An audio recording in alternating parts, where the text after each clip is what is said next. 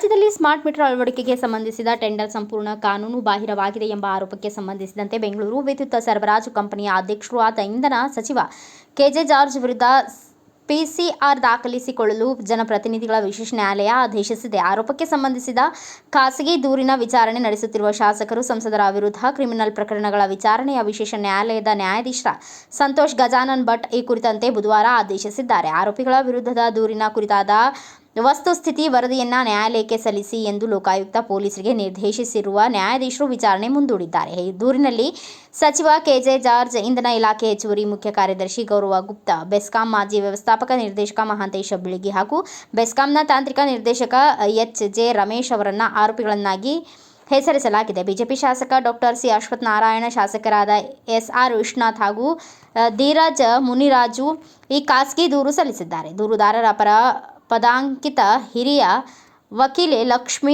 ಅಯ್ಯಂಗಾರ್ ವಾದ ಮಂಡಿಸಿದ್ದಾರೆ.